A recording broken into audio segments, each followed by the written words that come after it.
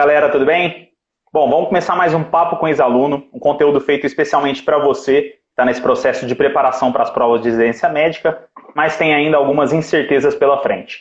Para te ajudar, a JJ Mentoria vai trazer sempre uma conversa diferente com ex-alunos que hoje trabalham nas principais especialidades e também nos principais serviços do nosso país, justamente para saber daqueles que até pouco tempo estavam no seu lugar, quais são as respostas para suas principais dúvidas. E no papo de hoje, a gente vai conversar um pouquinho mais com o Felipe, que é R1 do Serviço de Clínica Médica do Hospital das Clínicas da USP, aqui de São Paulo, e foi aluno da JJ Mentoria.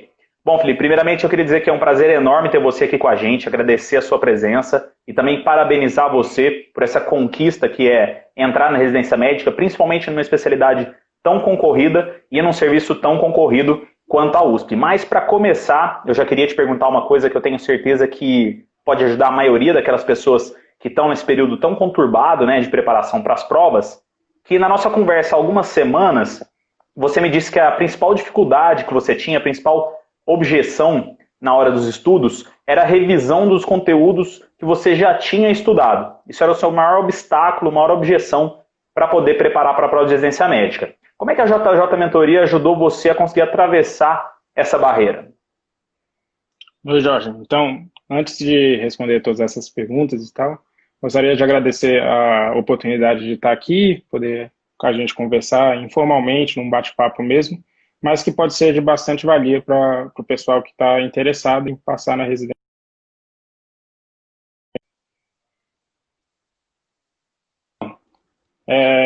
Realmente, assim, o conteúdo para residência é um conteúdo muito vasto, é muita coisa, e você sempre acaba estudando muito, e aí você vai ver, tem mais um monte de coisa para estudar. É praticamente aquilo de, quanto mais eu estudo, menos eu sei, né? Então você tem que arranjar alguma estratégia para vencer esse tipo de dificuldade, vencer esse obstáculo que acaba desestimulando tantos de nós, né? Então, uma coisa importante seria revisar os conteúdos, mas os conteúdos, eles nem sempre a gente acha a maneira certa de revisar, né? Então, para mim foi um obstáculo, eu estava com muita dificuldade de saber como fazer isso, e aí eu acabei conhecendo a JJ Mentoria, que tem esse estilo de revisão por flashcards, né? Pela repetição espaçada dos conteúdos, e de uma forma bastante sucinta, eu consegui fixar cada vez mais os conteúdos e eu tive muita facilidade depois, na hora das provas de residência, de lembrar coisas bem específicas de cada assunto, né? Os chamados CCQs, que fazem a gente responder a questão com mais facilidade, mais agilidade e também na minha prática hoje, na minha prática médica, vem ajudando bastante, principalmente naquela hora de pensar mais rápido, numa decisão mais difícil, que você não tem o tempo de fazer todo aquele raciocínio clínico que é o ideal, né? Uhum. Então foi isso. Você falou algumas coisas bem interessantes que a gente fala bastante aqui, né? A primeira delas é que realmente o método da JJ Mentoria, ele é baseado bastante em uma revisão normalmente sistemática e também espaçada, né? A gente sabe que o primeiro contato que a gente tem com o conteúdo, ele nunca é suficiente para a gente poder dominar aquele assunto, né? E em prova de residência médica, a gente sabe que não é tudo sobre determinado assunto que cai. Às vezes tem um tópico ou um subtópico dentro daquele assunto que é mais importante. E a gente tenta trazer para os alunos, eu acho que todas as pessoas que fazem preparação para a prova, mesmo aquelas que não estão no cursinho, têm a condição de tentar descobrir quais são os CCQs mais importantes. É óbvio que isso necessita de um estudo um pouquinho mais, vamos dizer assim, aprofundado das provas de residência médica para você ter uma noção de qual é o aspecto mais epidemiológico da prova, o que cai mais, o que cai menos, mas é importante que você saiba que nem tudo cai da mesma forma, é o que a gente fala do princípio de Pareto, né? 20% das coisas geram mais ou menos 80% dos resultados. Então, se você tem uma objetividade na hora do estudo, a sua revisão está mais objetiva, né? E revisar de forma espaçada e sistemática faz com que a cada momento que você tenha contato com aquele assunto, aquilo vai se tornando mais fácil, mais tranquilo, e a gente tenta trazer isso através das questões e dos flashcards, que são a forma mais rápida ali de você ter contato com o conteúdo, você consegue absorver cada vez mais. E normalmente a gente fala para o pessoal que eles estão preparados, quando eles leem um enunciado, e antes, e às vezes com 3 ou 4 palavras, antes de ler as alternativas, eles já sabem qual é a resposta daquela pergunta. isso é o domínio completo daquele assunto ou do que realmente cai em prova. E isso é um problema que muita gente tem, até porque o conteúdo é gigantesco e a gente normalmente não tem tempo para estudar tudo. Poxa, se eu não tenho tempo para estudar tudo, eu vou ter tempo para revisar alguma coisa?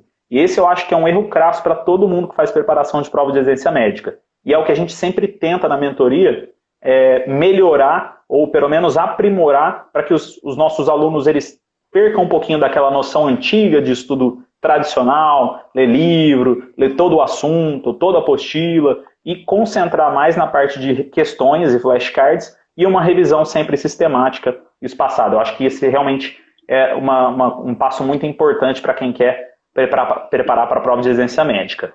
E me fala uma coisa, só o pessoal de casa ter uma ideia, você passou na USP São Paulo, né? Na Unicamp você passou em primeiro lugar, na Unifesp, no Einstein você passou em segundo lugar, na Santa Casa e no IANSP, isso porque você não deu conta de fazer todas as provas que bateram algumas datas de segunda fase, né? E a gente sabe que essas são provas muito concorridas em São Paulo e principalmente elas são concorridas para a clínica médica, né? Que ela pode ser uma especialidade que tem muita vaga, mas nessas instituições ela tem uma concorrência muito alta. E me fala uma coisa, o que você acha que foi mais importante, o que foi o ponto principal para você conseguir ter um resultado tão importante nessas provas mais concorridas?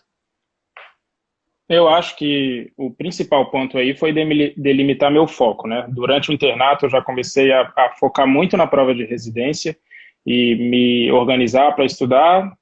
Apesar de não ter sido a forma ideal no quinto ano, no sexto ano eu aprendi que a revisão espaçada, com os flashcards e o direito da JJ era mais eficiente. Então, em janeiro já do meu sexto ano, eu tinha uma coisa clara na minha mente, que era passar na residência médica. Eu acabei passando em todas elas, todas as que eu prestei, né, por felicidade. E esse meu objetivo foi inabalável. Assim, de janeiro até fevereiro desse ano, eu acabei me dedicando ao máximo, tendo isso na minha cabeça a todo momento, todas as horas, todos os minutos dos meus dias foram dedicados a isso. E com isso eu consegui, na verdade, diminuir bastante o estresse, né? Porque se você tem a sua prioridade e você estabelece suas metas, né? Que a JJ, inclusive, incentiva que a gente tenha as metas mínimas que a gente faz, a gente acaba tendo um senso de realização muito grande. E isso vai estimulando a gente psicologicamente a vencer cada dia, né? E o nosso conteúdo, o nosso potencial só vai aumentando ao longo do tempo. E aí você chega para fazer as provas de residência já no pique e vão acontecendo os resultados, eles vão te estimulando ainda mais e ninguém consegue te parar. Pelo menos foi isso que eu senti e eu acho que todo mundo pode sentir isso também. Show. Lembrar o pessoal, quem quiser fazer pergunta, pode fazer aqui no chat. A Maria até perguntou se você fez a JJ no quinto ano. Você falou sobre a preparação no quinto, você fez ela no sexto ano, né? Exatamente. Eu não conhecia a JJ no quinto ano ainda. Não tinha como saber. Show. E você falou algumas coisas que eu acho interessantes, a gente sempre fala aqui, né? É lógico que que a gente tem que ter uma ideia de dosar o que a gente vai fazer na nossa vida em relação ao estudo, em relação à parte pessoal, em relação à atividade física. Tudo isso é importante para que você consiga ter uma rotina mais saudável e consiga, tanto física quanto mentalmente, e consiga atingir o objetivo no final do ano, que é passar na prova de residência médica, né? Só que a gente sabe que para você ter resultados realmente importantes, como por exemplo foram os seus, a gente precisa ter a residência médica nesse ano como principal objetivo. Ele não precisa ser seu único objetivo, mas ele tem que ser o seu principal objetivo.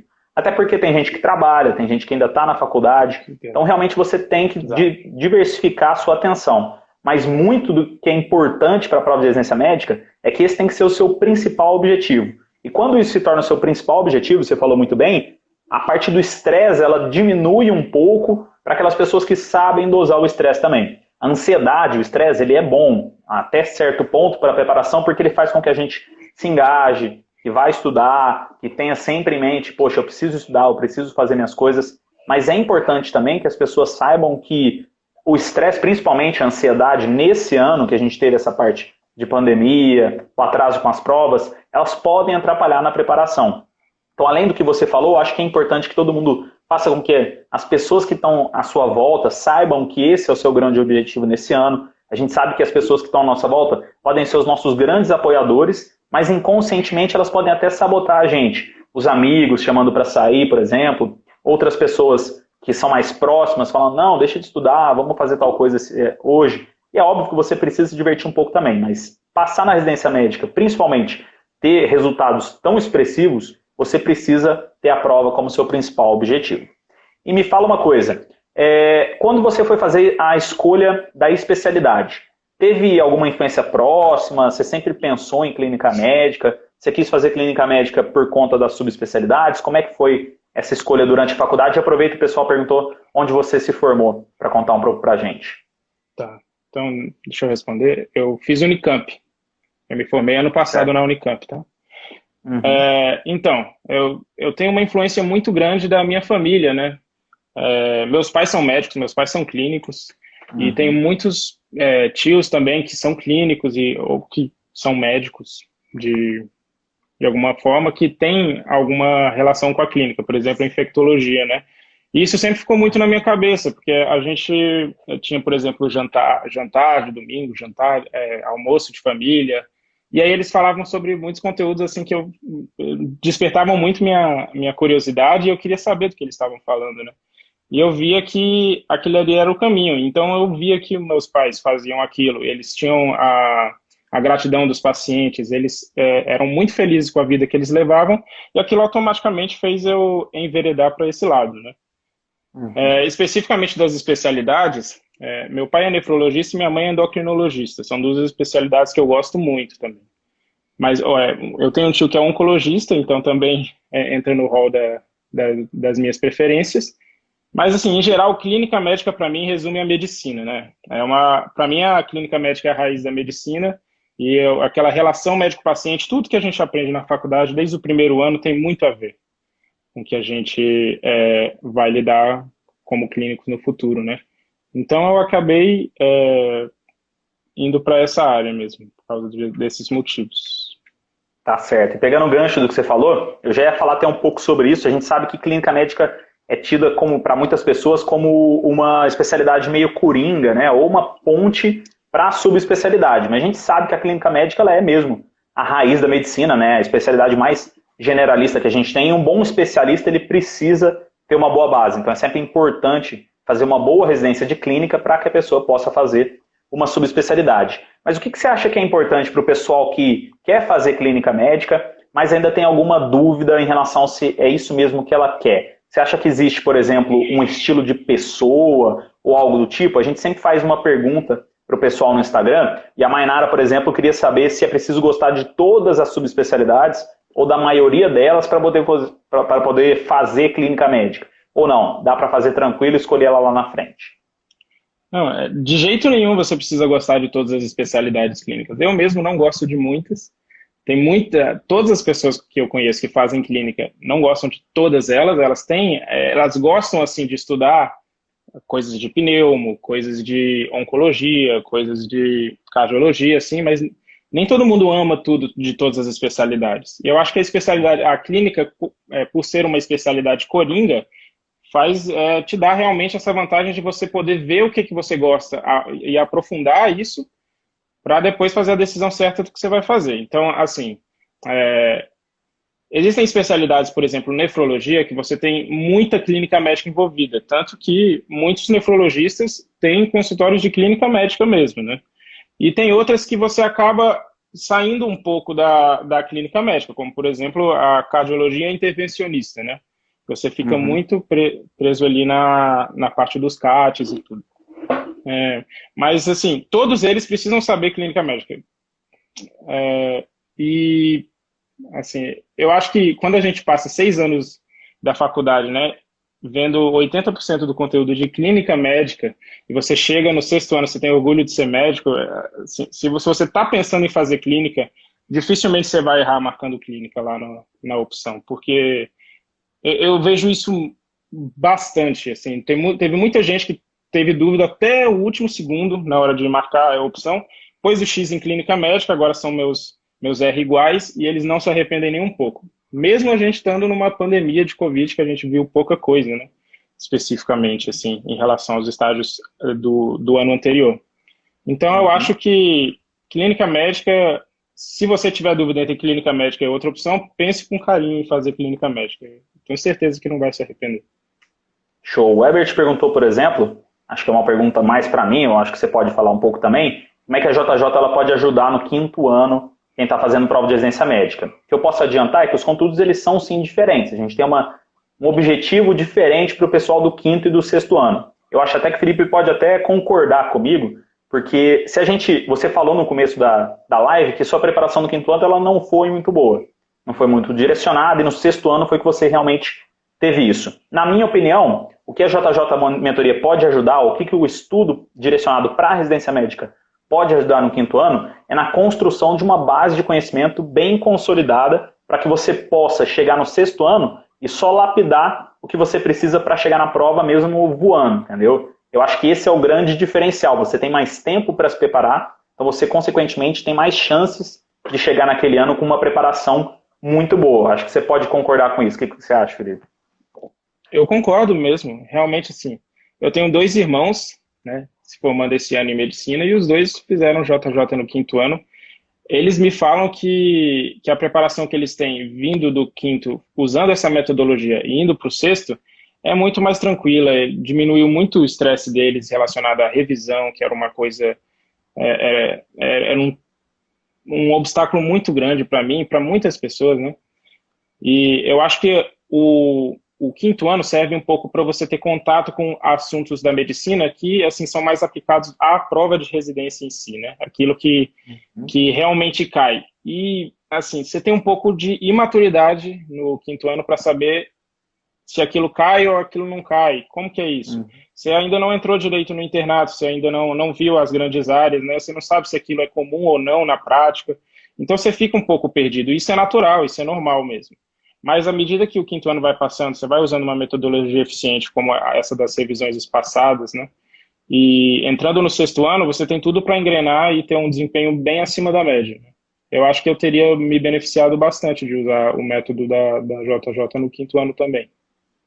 Show. Eu também tenho a mesma opinião. E me fala uma coisa, como é que foi na hora de escolher o serviço? O que mais pesou na tua escolha? Você, por exemplo, veio da Unicamp e teve uma ótima colocação lá, ficou em primeiro lugar, e também passou em ótimos serviços de São Paulo. O que foi que fez você escolher a USP? Alguma parte mais acadêmica, pelo volume de pacientes, pela complexidade do HC? O que foi que direcionou essa tua escolha? Eu não vou mentir assim que o HC sempre foi top 3 das minhas preferências da onde fazer a minha especialidade, né? E acaba que o nome pesa bastante. Não vou mentir que o nome da USP pesa bastante, mas pensando um pouco mais prático assim na minha formação, no meu caso específico, eu vinha da Unicamp, que é uma faculdade que tem uma profundidade bastante ambulatorial. Então, nosso internato e a residência de clínica médica tem muito ambulatório. A parte de emergência é forte também, mas a parte de UTI deixou muito a desejar. E eu acho que o cuidado com o paciente crítico é um cuidado que todo clínico tem que saber muito bem. Porque é como se fosse o fundo do poço, né? Que você ainda tem como salvar o paciente. E eu acho que eu precisaria de um grande centro para me aprimorar aprimorar essa habilidade que eu deveria ter. E aí surgiu aí, depois que eu conheci a USP, que é uma residência que tem bastante UTI, a gente tem 6 ou 7 meses de UTI na nossa grade, e também é uma residência de medicina hospitalar. Não sei se o pessoal sabe, mas a residência de clínica médica da USP é chamada de medicina interna. E assim, no começo eu achei que era uma frescura, mas realmente não é assim. A gente não passa em UBS, a gente não tem contato com a atenção, é muito pequeno o nosso contato com a atenção primária, o foco é a atenção secundária e a parte hospitalista mesmo. É aquele clínico que vai saber manejar comorbidades que chegam ao hospital, de pacientes mais graves, né? E isso atraiu muito minha atenção, porque também a Unicamp tinha uma base muito forte da atenção primária, a gente passa bastante em UBS. Então, assim, somando todos os pontos, todas as coisas, né? Eu vi que eu indo para... Bom, vou aproveitar e falar um pouquinho o que a Maria Eduarda perguntou. Muita gente tem essa dúvida em relação ao protecionismo para provas de São Paulo. Era a próxima pergunta que eu ia fazer para o Felipe. enquanto ele tenta estar falando sobre o protecionismo, o pessoal de fora de São Paulo tem essa visão realmente de que os serviços daqui são mais protecionistas, né?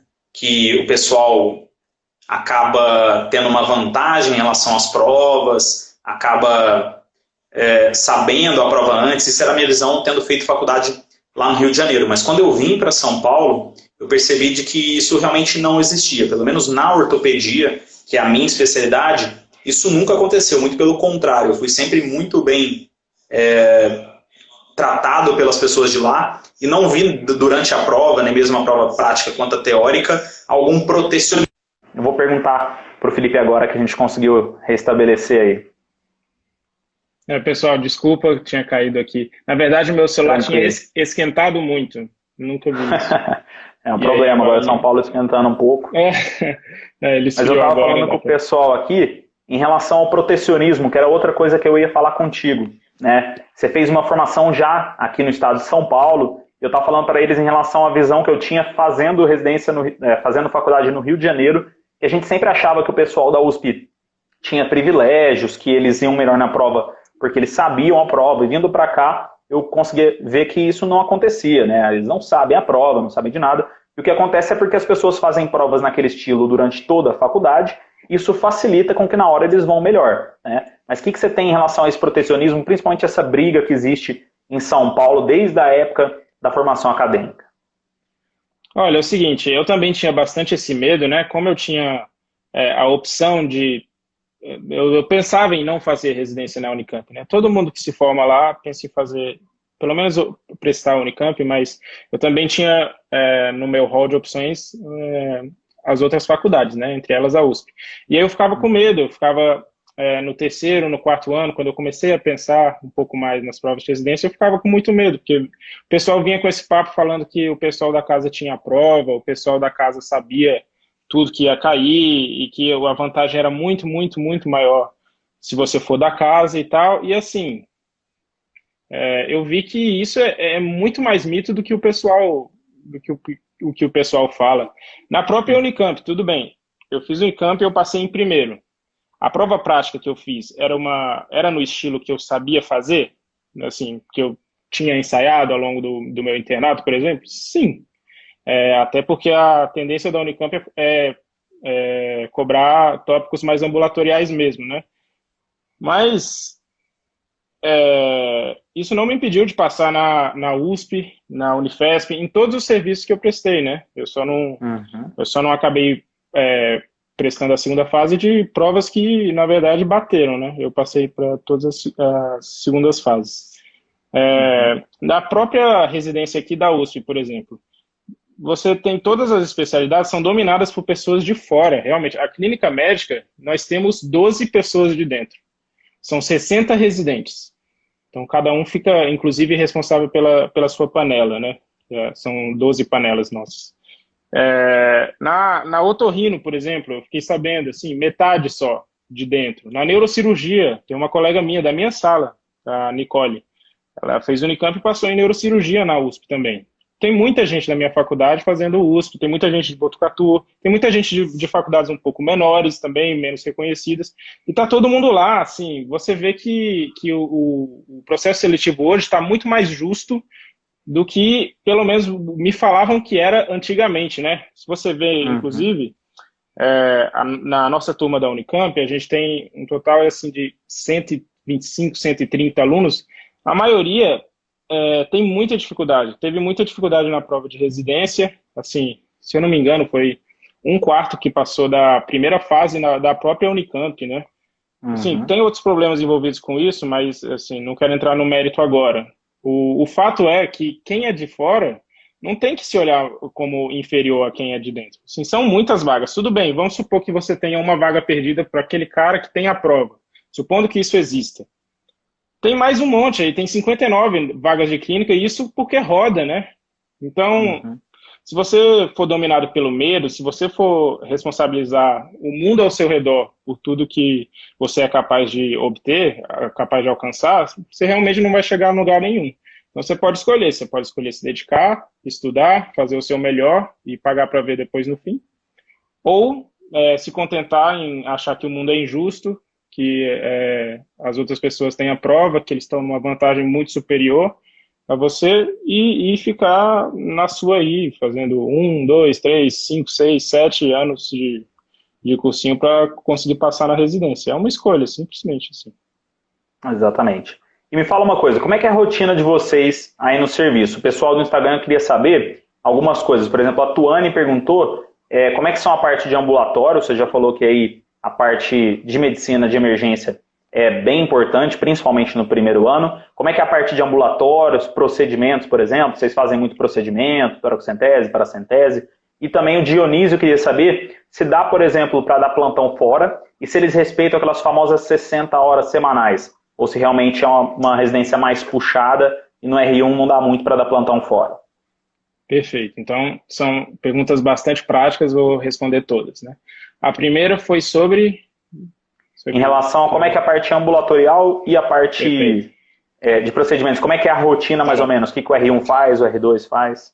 Tá, na residência de clínica médica da USP, assim, isso é sabido pela maioria das pessoas, a gente não passa diretamente nas especialidades.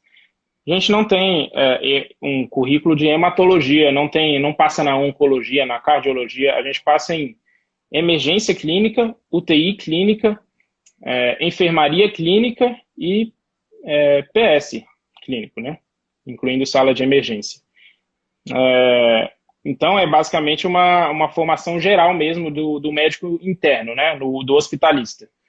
A parte ambulatorial, a gente tem ambulatório de clínica médica. Então, existem 2 meses que a gente passa no R1, num ambulatório chamado ambulatório geral didático, que são casos que a gente tem que compensar as comorbidades clínicas em até 2 meses, né? E também tem um outro estágio, que na verdade é um estágio que a gente faz 2 horas toda semana do R1 ao R2, que é chamado ambulatório ACMG. Um é ambulatório geral didático, aquele de 2 meses no primeiro ano, e o outro é o ACMG, que é o ambulatório de clínica médica geral. E também são pacientes clínicos que para você compensar, e aí você tem um período de 1 ano, né? Troca no R2, para você compensar esses pacientes. Parte ambulatorial basicamente é isso. Existem os eletivos, que são 2 meses no primeiro ano e 2 meses no segundo, que aí você pode escolher rodar nas especialidades, e geralmente esses eletivos são muito bons, são bem fortes, assim, então você acaba tendo uma excelente noção da especialidade. E assim, são 4 opções, né, de eletivos, assim, são 2 no primeiro ano e 2 no segundo. Então, a não ser que você goste muito, muito, muito de clínica médica e esteja em dúvida entre 8 e 9 especialidades, aquilo não vai te ajudar. Mas, em geral, não tem problema na parte de escolher a especialidade baseado, pensando que, não vou passar nas especialidades, porque tem essa oportunidade dos eletivos, né? Uhum. Tá, essa foi a primeira. Isso, e como é que era em relação ao procedimento? Vocês conseguem fazer procedimento mais na sala de emergência? Como é que é? Como a gente passa muito em emergência e UTI, a gente faz bastante procedimento. Existe uma certa cultura lá, e isso faz muito tempo, de o procedimento, quando tem um interno e o residente tomando conta do mesmo paciente, assim, a cultura seria deixar o interno fazer o procedimento. Mas isso é muito variável, assim. Primeiro que são poucos estágios que a gente passa com internos, muito poucos. O que eu estou agora, que é o pronto-socorro do INCOR, é um deles, né? Mas foi o primeiro estágio que eu tive contato com o interno e que, entre um procedimento meu e dele, seria dele o procedimento, né? Em geral, tem bastante procedimento. Eu já passei muitos acessos centrais, né? Catéteres centrais, já fiz paracentese, fiz toracocentese, catéteres de Charlie para hemodiálise, a gente faz bastante, né? Então, isso, independente, você está no pronto-socorro e o paciente estabiliza, você pode ir lá fazer passar o catéter central nele, pode passar a PAI nele, não tem problema. E, em geral, os residentes que, quando passam nos estágios com internos, já fizeram bastante procedimento na própria residência, né? Então, geralmente não tem conflito, geralmente não tem aquele problema, vou perder o procedimento para o interno. Isso realmente é mais mito do que verdade. Geralmente a relação é bastante harmoniosa, dá para fazer bastante procedimento e ficar bom no procedimento até o fim do R2 tranquilamente. Em relação à carga horária, vocês conseguem ir na plantão fora? Como é que é? Pessoal que é de fora de São Paulo sempre tem essa dúvida, né? Precisa de dinheiro, precisa pagar aluguel, como é que é? Essa é uma realidade mesmo. Aqui, eu não comecei a dar plantão fora ainda, por uma opção minha, né? Acabo não pagando aluguel, eu moro no apartamento que meus pais moravam aqui, mas todo mundo da minha panela, por exemplo, de 6 pessoas, todo mundo dá plantão fora. As 60 horas são respeitadas à risca, assim, é muito, muito, muito raro passar de 60 horas. E na hora de montar as escalas, o pessoal coloca as restrições e tal, se precisar dar plantão fixo, por exemplo, numa sexta-feira e tal, a gente consegue manejar, deixar a pessoa fora da escala na sexta-feira tranquilamente. Nunca deu problema, nunca passou das 60 horas, inclusive a gente tem que informar formalmente assim, a patroa, que é a chefe da residência de clínica médica lá, e os nossos preceptores, que a gente está dando mais de 60 horas por algum motivo. E eles têm como descobrir isso também. Então acaba que você consegue sim se manter dando plantão fora, fazendo a residência de clínica médica aqui.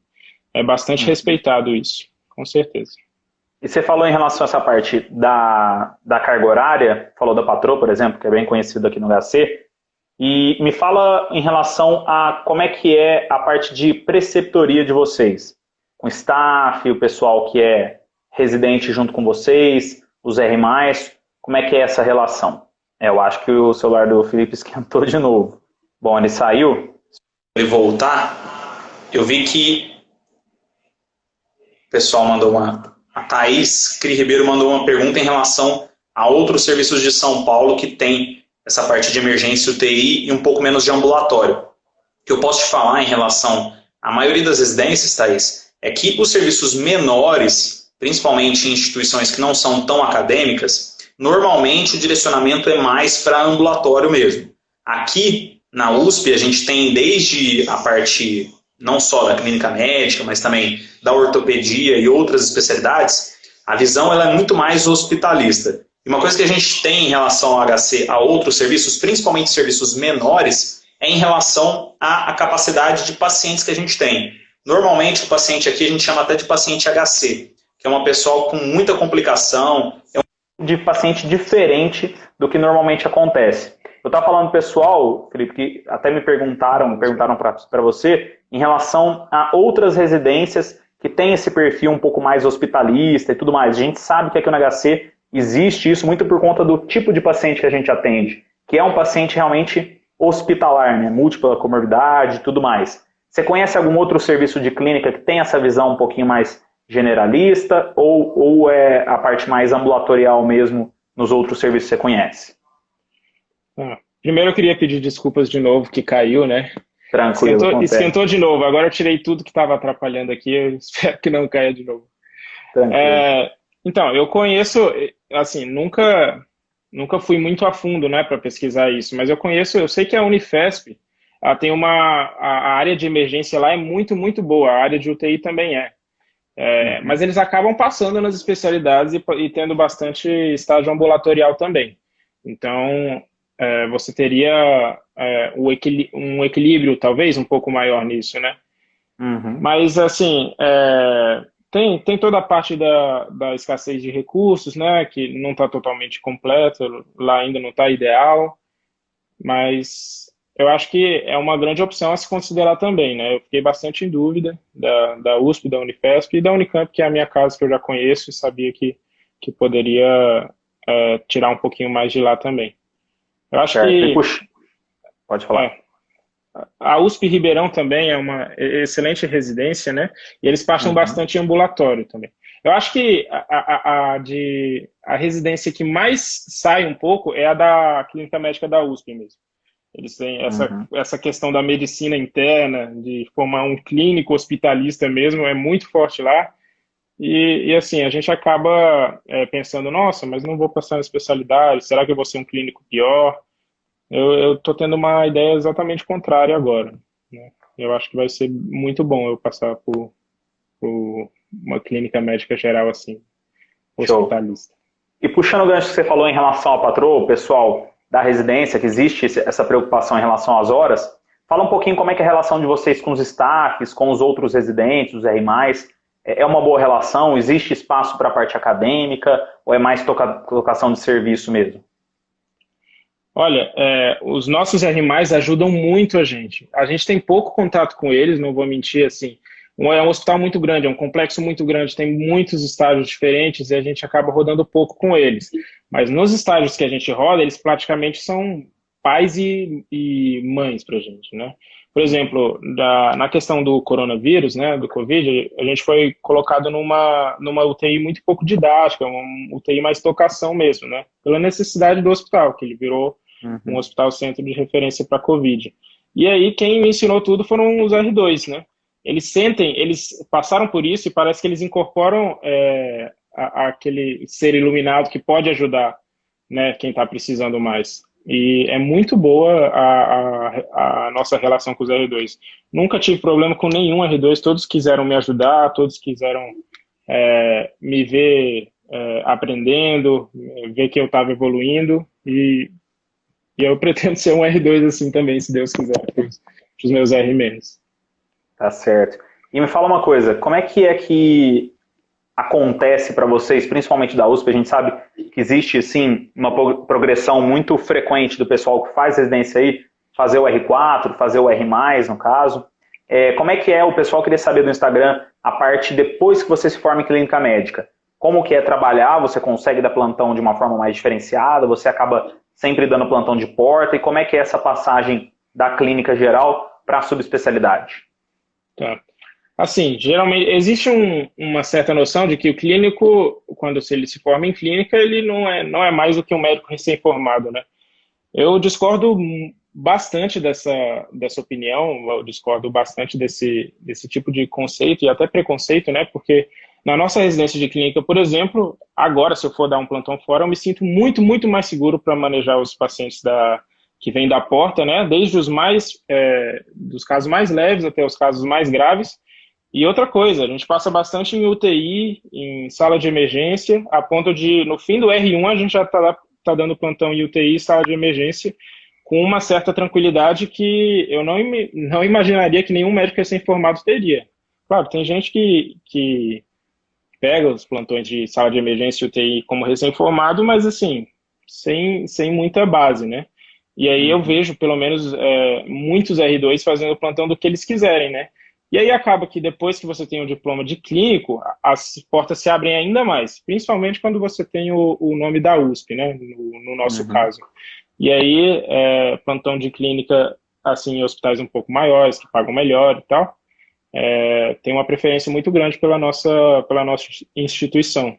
Então, faz bastante diferença na prática mesmo. Uma pessoa que quer ganhar dinheiro, por exemplo, dando plantão, que precisa se sustentar, precisa dar menos plantão, e quer ganhar mais cada plantão, a USP com certeza é uma opção a se considerar, sim. Certo. E me fala uma coisa, a ideia que você tinha antes de entrar na clínica médica, a gente sabe que você já tem uma influência importante dos seus pais, durante a faculdade você já pensava, mas existe algo que você pensava sobre a clínica médica ou sobre o serviço da USP antes de entrar, antes de ser residente, que hoje em dia mudou ou não? Você acha que é exatamente aquilo que você pensava e você acha que realmente está realizado dentro da clínica médica ou pensaria em fazer outra coisa depois? Certo. O que eu tive até agora na minha residência de clínica médica era mais ou menos o que eu esperava, né? Esse perfil do paciente clínico que eu estou vendo aí no dia a dia. E também por ter vindo de uma faculdade que tem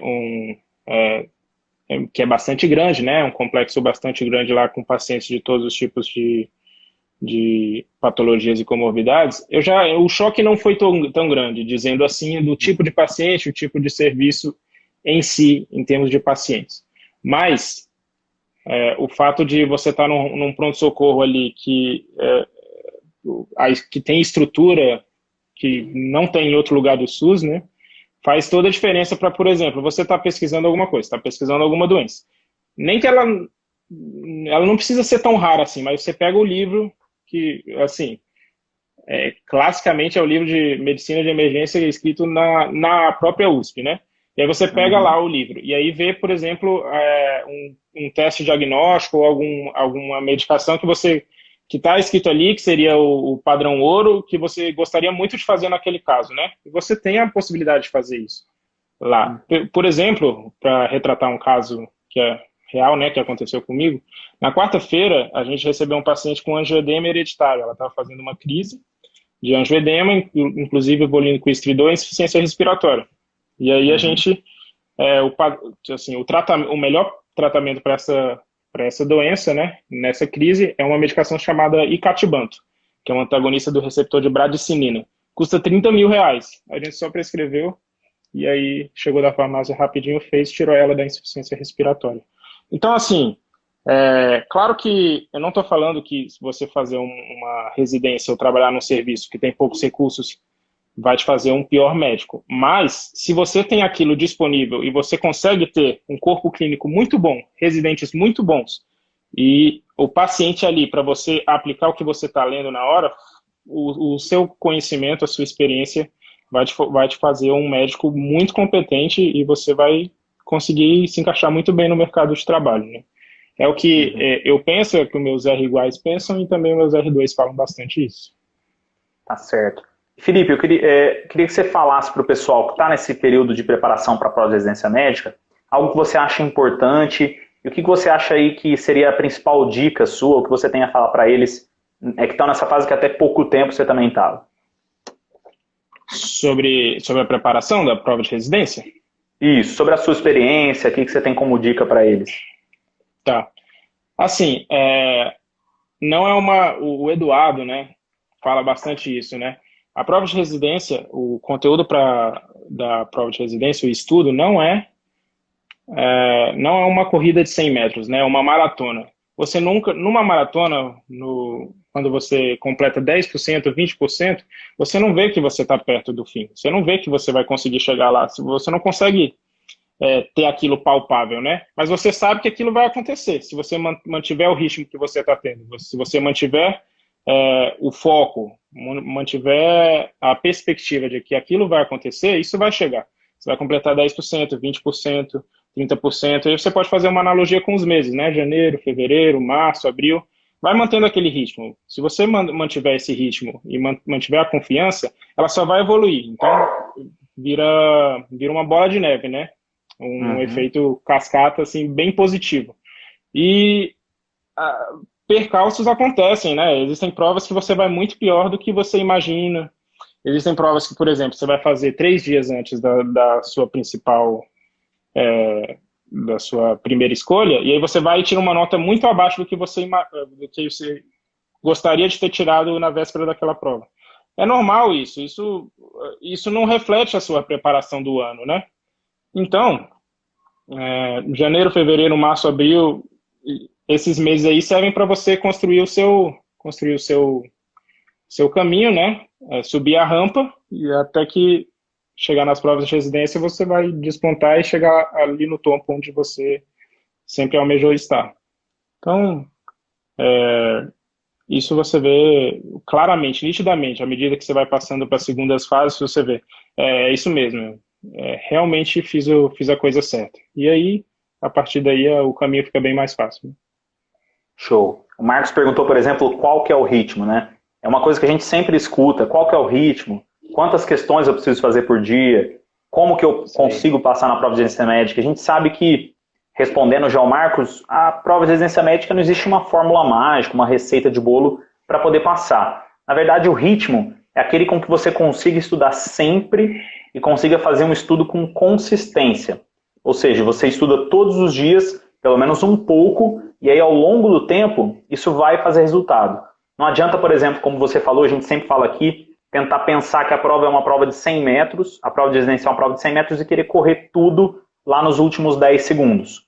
Ela realmente é uma maratona, a gente sabe que existem, assim como na maratona, o sprint final, por exemplo, quando a gente chega lá no fim, mas normalmente todo mundo corre lá no fim. Mas quem já está lá na frente precisa correr muito menos para poder chegar no objetivo. Então acho que isso é importante que o pessoal saiba, que estudar com ritmo quer dizer que você estuda frequentemente. A gente sempre diz, se possível, diariamente. E assim aquele estudo vira mais ou menos um hábito, você consegue ao longo do tempo construir um conhecimento bem fundamentado.